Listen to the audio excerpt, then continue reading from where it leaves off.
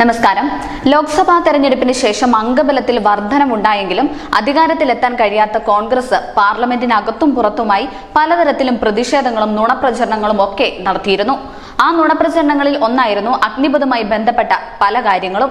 തികച്ചും വസ്തുതാവിരുദ്ധമായ കാര്യങ്ങൾ പറഞ്ഞ് ജനങ്ങളെയും സർക്കാരിനെയും അതോടൊപ്പം തന്നെ സൈന്യത്തെയും സമ്മർദ്ദത്തിലാക്കാൻ പ്രതിപക്ഷ നേതാവ് രാഹുൽ ഗാന്ധി ഉൾപ്പെടെ പ്രതിപക്ഷം ശ്രമിച്ചു.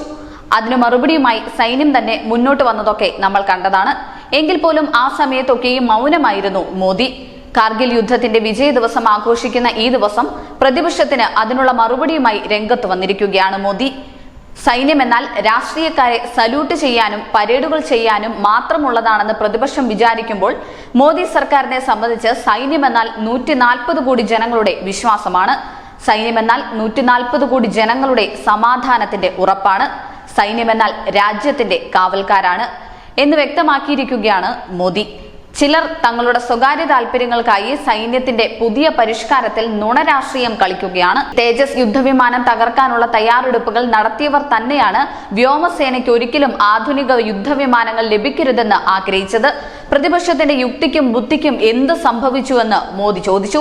വിമുക്ത ഭടന്മാർക്ക് 1.25 ലക്ഷം കോടി രൂപ നൽകിയ സർക്കാരാണിത്. സ്വാതന്ത്ര്യം ലഭിച്ച് 7 പതിറ്റാണ്ട് പിന്നിട്ടിട്ടും സൈനികർക്ക് യുദ്ധസ്മാരകം പണിയാത്തത് കോൺഗ്രസ് ആണ്. അതിർത്തിയിൽ വിന്യസിച്ചിരിക്കുന്ന സൈനികർക്ക് മതിയായ ബുള്ളറ്റ് പ്രൂഫ് ജാക്കറ്റുകൾ പോലും നൽകാൻ സർക്കാരിന് കഴിഞ്ഞിട്ടില്ല എന്നും പ്രധാനമന്ത്രി കൂട്ടിച്ചേർത്തു. കഴിഞ്ഞ 10 വർഷത്തിനിടയിൽ പ്രതിരോധ മേഖലയിൽ പ്രതിരോധ പരിഷ്കാരങ്ങൾക്കാണ് കേന്ദ്ര സർക്കാർ പരിഗണന നൽകിയത്. വർഷങ്ങളായി സൈന്യം ആവശ്യപ്പെടുന്നതാണ് പ്രതിരോധ മേഖലയിലെ പരിഷ്കാരങ്ങൾ. പക്ഷെ വേണ്ടത്ര പ്രാധാന്യം കോൺഗ്രസ് സർക്കാരിന്റെ കാലത്ത് അതിനുണ്ടായിട്ടില്ല. കഴിഞ്ഞ 10 വർഷത്തിനിടെ പ്രതിരോധ മേഖലയിൽ വൻ മാറ്റങ്ങൾ കൊണ്ടുവരാൻ മോദി സർക്കാരിന് കഴിഞ്ഞിട്ടുണ്ട്. ഒരിക്കൽ കൂടി ഊന്നിപ്പറയുകയാണ്, രാഷ്ട്രീയമല്ല രാജ്യത്തിന്റെ സുരക്ഷയാണ് മോദി സർക്കാരിന് വലുത്.